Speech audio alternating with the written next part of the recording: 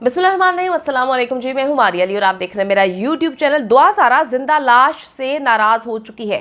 जी हाँ, मैं बिल्कुल सही कह रही हूँ। सही मानों में दुआ जो है अब इनके चुंगल से निकलना चाहती है। सही मानों में दुआ अब इनके हाथों से निकल चुकी है, जिसकी वजह से ये सटपटाए हुए, परेशान, पागलों की तरह बिहेव करते हुए नजर आ रहे हैं। और इसी बात का इनको रोना है कि दुआ हमारे हाथ से किस तरह से निकल गई।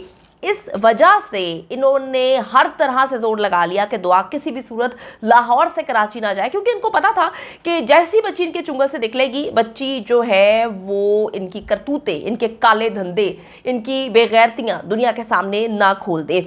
अच्छा जी, अब इनको डर लग रहा है, इनको परेशानी हो रही है कि बच्ची अब हमारी असलियत खोलना शुरू ना कर दे। इसी वजह से इन्होंने भाड़े के टट्टू, जो 2 टट्टू हैं, लाहौर से कराची भेजे हुए हैं दुआ को खुफिया पैगामात पहुंचाने के लिए भेजे हुए हैं। अचानक से दुआ जो है वो इनको इग्नोर करना शुरू हो गई है, और इस बात को मैं आपको अपनी आगे चलकर वीडियो में प्रूफ करूंगी। तो वीडियो आपने आखिर तक ज़रूर देखनी है, क्योंकि ये वीडियो इंतहाई इंपॉर्टेंट होने जा रही है। आपको पता चलेगा कि अब इन लोगों के साथ होने क्या वाला है। इनकी तो दुर्गत बनती ही आ रही है, मजीद दुर्गत बनने का वक्त आ चुका है। दुआ और जिंदा लाश की नाराज़गी इस हद तक पहुंच चुकी है कि उनके निकाह की तंसीख या फिर इस बारे में कोई भी फैसला आने से कबल जो है, अब दूसरे मानों में अगर मैं कहूँ कि दोनों जो एक जज्बातियात में एक दूसरे के साथ जुड़े हुए थे या जोड़ने की कोशिश की जा रही थी, वो अब आहिस्ता आहिस्ता चीज़ें टूटना और बल्कि ख़त्म होना शुरू हो चुके हैं। अच्छा जी, बच्ची जिंदा लाश के कंट्रोल से निकल चुकी है। आपने देखा होगा कि जब भी कुछ बोलना होता था या फैब्रिकेटेड इंटरव्यूज होते थे, जिंदा लाश उसको मुकम्मल तौर पे ऑपरेट करता था। जैसे कोई बच्चा नहीं होता पपेट, तो उसकी डोर जो थी वो जिंदा लाश के पास थी।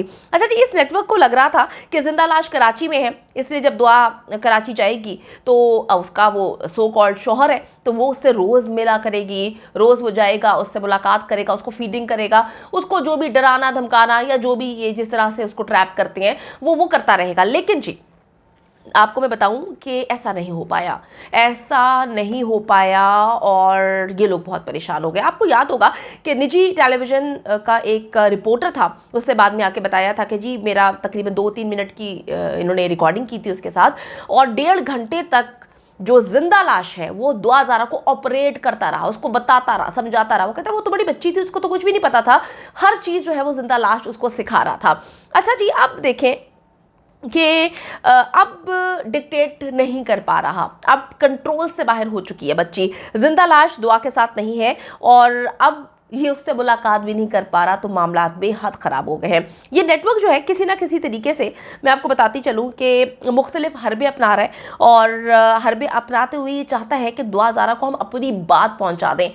अब डराना है, उसको धमकाना है, कोई मैसेज देना है, किसी तरीके से उसको फीडिंग करनी है, ये बहुत सारी कोशिशें इन्होंने करना शुरू कर दी हैं। प्रेस कॉन्फ्रेंस आपको पता हुई थी, उस प्रेस कॉन्फ्रेंस को करने का कोई मकसद समझ नहीं आया आप लोगों को। आप लोग बार बार मैसेज कर रहे थे कि क्या हुआ, ये क्यों की गई, और इसमें तो कोई नई बात नहीं थी। तो मैं आपको बताती चलूँ कि जब हमने इसकी इन्वेस्टिगेशन की तो हमें जाके बहुत सारी ऐसी बातें पता चली, जिससे आप लोग भी परेशान भी होंगे और हैरान भी होंगे कि ये जो प्रेस कॉन्फ्रेंस घटिया किस्म की गई थी, ये क्यों की गई थी। अच्छा जी, प्रेस कॉन्फ्रेंस इसी सिलसिले की एक कड़ी है कि इन्होंने दुआ ज़ारा को मैसेज पहुँचाना है। अब मुलाकात तो हो नहीं सकती, ये तो फ्लॉप हो गया, अब किस तरह से पहुँचाए। मैं आपको बताती चलूँ कि बच्ची चाइल्ड प्रोटेक्शन सेंटर में है, और वहाँ पर 2 से 5 बजे का जो वक्त होता है वो आराम करने और टीवी देखने का वक्फा होता है, और वहाँ पर न्यूज़ चैनल्स ही लगते हैं। वहाँ पर इसी तरह के चैनल्स जो कि पाकिस्तानी चैनल्स हैं, उसी तर्ज में जो है न्यूज़ चैनल्स बच्चे लगाते हैं, लोग वहाँ पे लगाकर उनको देते हैं जो न्यूज़ देखनी है।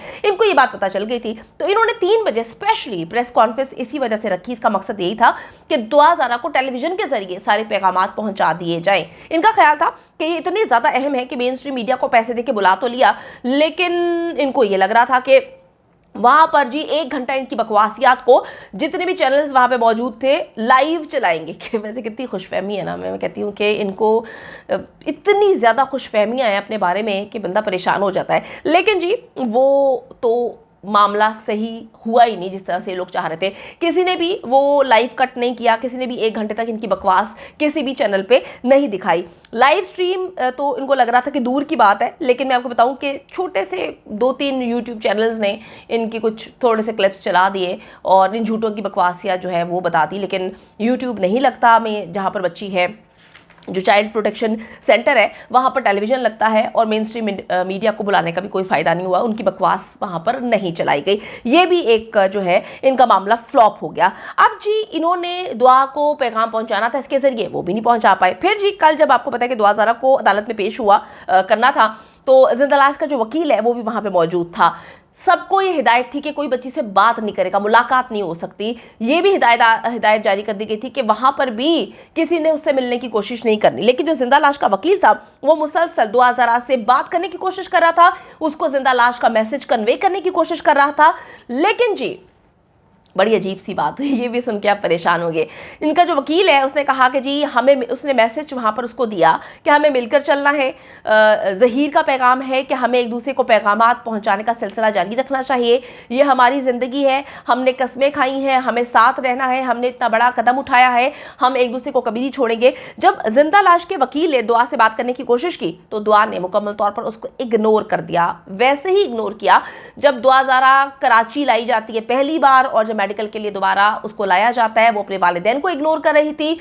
उसी तरह एग्जैक्टली जो ज़हीर का वकील था, जो भी बातें उसको कन्वे कर रहा था, उसने मुकम्मल तौर पे उसको इग्नोर कर दिया। अच्छा जी, दुआ ने मुकम्मल तौर पर ज़हीर के वकील को इग्नोर किया और एक बार फिर जब वकील ने उससे बात करने की कोशिश की तो दुआ ने बड़ी ही नाराज़गी का इजहार करते हुए कहा कि जी मुझे बात नहीं करनी।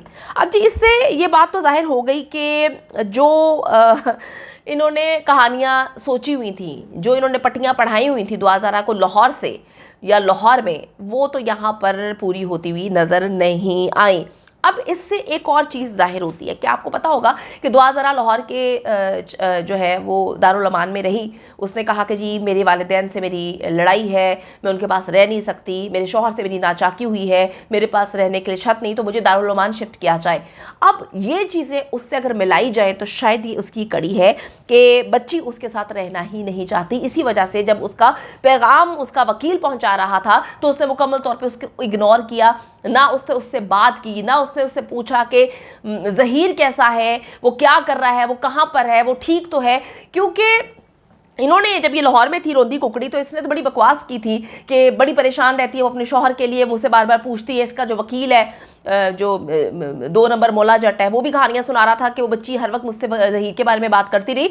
लेकिन जब कराची में ज़हीर का वकील उसको ज़हीर का पैगाम पहुंचाने की कोशिश कर रहा था तो बच्ची ने उसको मुकम्मल तौर पर इग्नोर किया और ना ही उससे पूछा कि ज़हीर कैसा है, कहाँ पर है, ठीक तो है, कोई मसला तो नहीं है।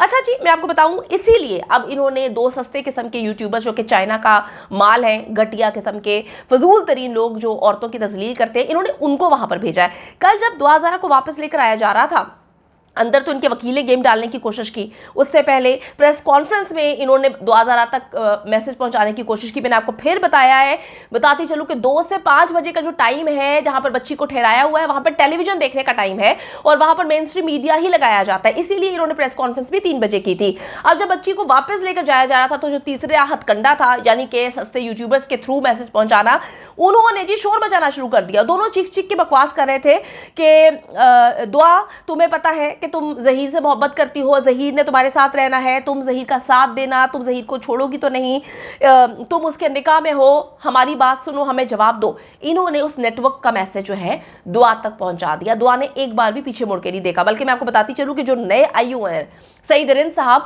उन्होंने एक डड्डू को, ये जो लाहौर से गया है सस्ता यूट्यूबर, इन्होंने उसको इतने गुस्से से देखा है। मेरे पास वो फुटेज मैं देख रही थी, मेरी हंसी बंद नहीं हो रही थी। ये सहम के दीवार के साथ खड़ा हुआ है तो उन्होंने ऐसे करके उसको नजर डाली तो ये एकदम पीछे हो गया। तो ये नेटवर्क का मैसेज वहां पर पहुंचाने की कोशिश कर रहे थे। बड़ी अजीब सी बात है कि वकील जो है वो भी मैसेज पहुंचा रहा है, ये प्रेस कॉन्फ्रेंस से पहुंचा रहे हैं, सस्ते यूट्यूबर्स भी पहुंचा रहे हैं, लेकिन बच्ची जो है वो कहीं पर भी उनको तवज्जो नहीं दे रही, जिससे ये पता चलता है कि बच्ची उनके चुंगल से निकलना चाहती है। ये एक नेटवर्क है, बच्ची को डराने की कोशिश कर रहे हैं। बच्ची को जो है इस वक्त जो कि ज़हनी दबाव का शिकार है, मुकम्मल तौर पर हर चीज़ से दूर रखना चाहिए और उसको जो है वो इस गंद को निकालने में मदद देनी चाहिए। इंशाल्लाह ताला जी हक और सच की जीत होगी। दुआ ज़ारा के साथ, उसकी फैमिली के साथ हम लोग खड़े हैं। इन दरिंदों को किसी सूरत कामयाब नहीं होने दिया जाएगा।